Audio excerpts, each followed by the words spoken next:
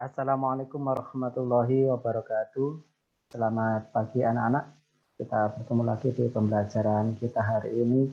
Kita akan lanjutkan di pelajaran SKI kita. Hari ini kita akan membuat sumber belajar untuk materi kita yang ketiga tentang peristiwa dan perang-perang penting dari hijrahnya, dari dakwah Nabi di Madinah dan makna haji wada yang terjadi pada periode Madinah. Baiklah, untuk materi bahan ajar ini nanti kita akan lakukan untuk penjabaran dari penjabaran ini sudah saya siapkan dari materi pertemuan kita. Adanya perang-perang ini dalam upaya untuk mempertahankan diri dari serangan musuh dan upaya untuk menyebarkan agama Islam. Perang di sini dilakukan dalam rangka Islam membela diri dari ancaman kafir Quraisy.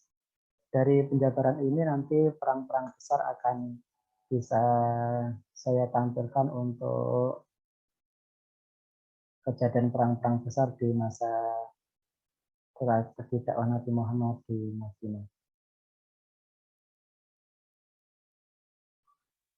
Yang pertama dari perang-perang besar dan peristiwa penting adalah Perang Badar. Perang Badar ini adalah perang yang sangat terkenal dalam sejarah Islam, yang mana kekuatan Muslim dengan kekuatan kafir adalah sangat bertolak belakang jauh, di mana kaum kafir Quraisy terdapat 1000 pasukan, sedangkan kaum muslimin hanya 313 pasukan saja. Nabi sendirilah yang memimpin kaum muslimin ini yang terjadi pada tanggal 12 Ramadan di hari Jumat pagi. Saat itu kaum kafir Quraisy dipimpin oleh pasukan pemimpin besarnya, yaitu Abu Sufyan, yang mana perang ini terjadi di dekat mata air Badar, dan dari tempat inilah maka peristiwa perang besar ini disebut dengan peristiwa perang Badar. Perang ini dimenangkan oleh kaum muslimin karena pertolongan dari Allah dan ketaatan para pasukan muslim kepada perintah Nabi. Nabi memberikan pesan setelah perang dengan kaum kafir ini adalah bahwasanya kemenangan yang dialami pada perang besar ini merupakan perang kecil dibandingkan dengan perang yang sesungguhnya, yaitu perang melawan hawa nafsu nantinya yang terjadi di bulan suci Ramadan. Kejadian perang selanjutnya yaitu perang Uhud. Perang ini terjadi di kaki bukit Uhud. Kaum kafir ingin balas dendam atas kekalahan yang terjadi pada perang Badar terdahulu dengan menyiapkan 3.000 pasukan. Sedangkan di pihak Muslim, Nabi menyiapkan 1.000 pasukan untuk menghadapi kaum kafir yang strategi bertahan di dalam kota Madinah. Tapi beberapa sahabat Nabi yang lain menyarankan untuk keluar kota Madinah, tidak bertahan di dalam kota Madinah. Akhirnya pun Nabi menyetujui untuk melaksanakan strategi keluar dari kota Madinah. Di tengah perjalanan sekitar 300 pasukan membelot untuk membela kaum kafir. Inilah pengkhianat pertama kali pada masa perangnya Nabi. Saat berjalannya perang, sebenarnya umat Islam hampir memenangi peperangan. Tapi pasukan pemanah yang ada di atas bukit Uhud tergiur untuk turun merampas harta rampasan perang. Akhirnya kaum kafir ganti menyerang dari belakang untuk mengalahkan umat muslim. Di perang ini umat muslim mengalami kekalahan karena sebagian besar pasukannya tidak patuh pada pimpinan. Di sini Hindun, istri Abu Sufyan, mengoyak isi dada Hamzah bin Abdul Muthalib, paman Nabi, sekaligus sebagai rasa balas dendam karena telah terbunuhnya Utbah bin Rabi'ah, yaitu ayahnya Hindun.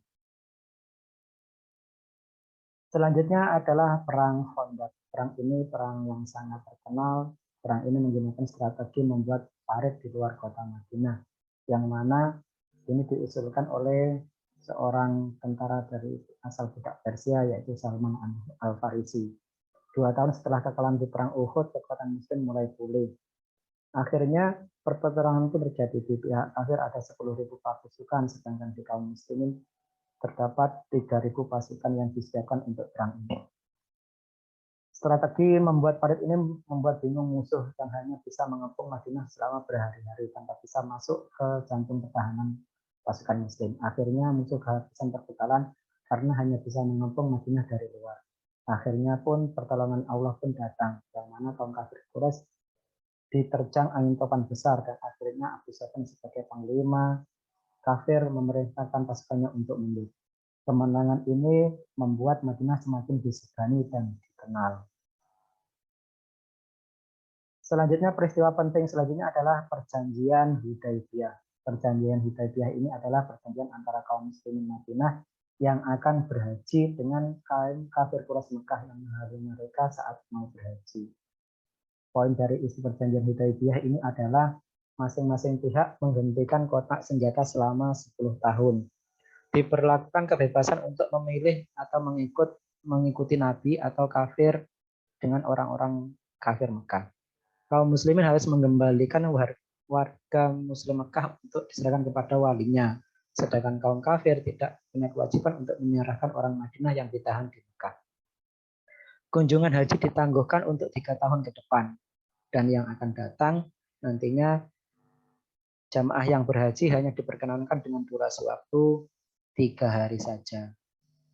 Dari perjanjian Hudaybiyah ini banyak sahabat yang menolak karena dianggap merugikan kaum muslim. Sedangkan Nabi beranggapan ini bisa dimanfaatkan karena dalam keadaan damai, Nabi bisa mengirimkan duta ke luar negeri tetangga untuk menyebarkan agama Islam. Sebagian ada yang menolak dan sebagian ada yang menerima. Yang menerima seperti Raja Persia yang nantinya akan mengalami perselisihan di antara kedua belah pihak. Peristiwa yang penting selanjutnya adalah Perang Khaybar.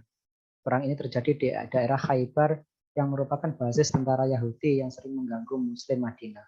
Nabi Muhammad menyerang benteng Yahudi di Khaybar dengan taktik memutus saluran air yang menyuplai di daerah benteng Khaybar. Akhirnya perang ini dimenangkan oleh kaum muslimin. Nabi melarang untuk mengusir kaum Yahudi dari Khaybar, tapi mereka harus berjanji untuk tidak mengganggu kaum muslimin Madinah lagi.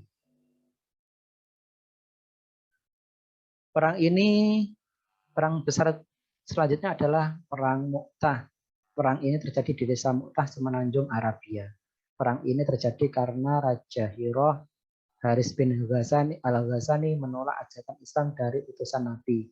Bahkan utusan itu dibunuh.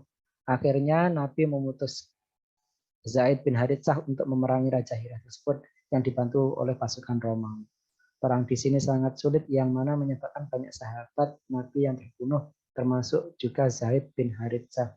Akhirnya Nabi mengutus panglima perangnya yang terkenal yaitu Khalid bin Walid untuk menarik pasukannya dari medan perang Mu'tah yang sulit tersebut. Selanjutnya kebijakan Rasulullah dalam peristiwa Fathu Mekah. Nabi dikenal sangat bijaksana dalam setiap perkara umat. Untuk menaklukkan Mekah, Nabi menggunakan penyerangan tanpa perlawanan. Nabi menyiapkan pasukan besar dari Muhajirin dan Ansor dan suku lain yang baru bergabung untuk mengepung Mekah. Kedatangan kaum muslim dari utara dan barat tidak disadari oleh kaum kafir Quraisy atas siasat Abbas untuk mengajukan negosiasi kepada kafir Quraisy untuk berunding dengan Abu Sufyan. Akhirnya Abu Sufyan pun datang kepada Nabi di Madinah dan ia menyatakan keislamannya kepada Nabi Muhammad SAW. Akhirnya Abu Sufyan kembali ke Mekah untuk menyampaikan pesan Nabi untuk rakyat kafir Quraisy Mekah. Hendaknya mereka menerima ajaran Islam sebagaimana ia masuk Islam. Akhirnya kaum muslimin masuk Mekah dari 4 penjuru dengan jalur masuk yang berbeda. Nabi berpesan agar jangan sampai menumpahkan darah kecuali dalam keadaan terpaksa. Ada perlawanan kecil yang menghadang Khalid bin Walid, tapi dapat diselesaikan dengan mudah. Akhirnya pasukan muslim bertemu dan berkumpul di sekitar Ka'bah. Masyarakat muslim yang rindu Nabi Muhammad sudah bisa meluapkan kerinduannya dengan hadirnya Nabi. Para pemuda yang kagum dengan sosok Nabi bisa menyaksikan kehadiran Nabi secara langsung. Nabi memberikan pesan kepada penduduk Mekah bahwa mereka semua boleh pulang dan dibebaskan. Dengan kebesaran jiwa Nabi, ia memberikan ampunan kepada kaum kafir Quraisy yang dulunya menghina, menyiksa, dan membunuh. Memusuhi kaum muslim walaupun Nabi datang dengan pasukan yang besar yang pasti mencapai kemenangan. Selanjutnya adalah peristiwa Haji Wada. Peristiwa ini dikatakan sebagai rangkaian ibadah haji Islam. Disebut juga sebagai haji balagh, haji peringatan atau penyampaian. Karena di sini Nabi sudah menyampaikan seluruh ajaran Islam. Nabi mengajak seluruh warga muslim untuk haji saat sampai di daerah Zulhulaifah. Jamaah diminta berpakaian ihram dan menuju Mekah seraya terus membaca talbiyah. Air mata haru terus menetes dari semua jamaah teringat akan wujud janji Allah yang telah disampaikan terdahulu, akan hadirnya kemenangan dari Allah. Beliau tidak bisa memastikan bisa ketemu lagi tahun depan atau tidak. Dalam pidato Haji Wada, ia berpesan menumpahkan darah dan mengganggu sesama muslim adalah haram. Suami punya hak atas istri dan istri punya hak atas suami. Barang siapa berpegang teguh pada Al-Quran dan Sunnah, maka tidak akan tersesat. Tuhan hanya satu dan asal mula hanya satu, yaitu dari Nabi Adam. Orang yang paling mulia di sisi Allah yaitu yang paling takwa. Tak ada kelebihan orang Arab dengan non-Arab kecuali takwanya. Isi pidato ini dibaca satu persatu dan diulang dengan keras dan nyaring oleh sahabat Rabi'ah bin Umayyah bin Khalaf. Di isi pidato ini Nabi juga mendapat wahyu surat Al-Maidah ayat 3 yang mana Abu Bakar sadar dan menangis. Abu Bakar sudah merasa bahwa pidato dan ayat Quran ini turun sebagai isyarat bahwa Rasulullah sekarang dipanggil oleh Allah. Benar saja, selang 3 bulan setelah haji wada Rasulullah meninggal dunia. Setelah hijrah Madinah, kota ini mengalami perkembangan yang sangat pesat di semua bidang. Demikian materi untuk kegiatan belajar kita yang ketiga, dan semoga ini bisa menjadi bahan penjelasan dalam kegiatan belajar kita kali ini. Terima kasih. Wassalamualaikum warahmatullahi wabarakatuh.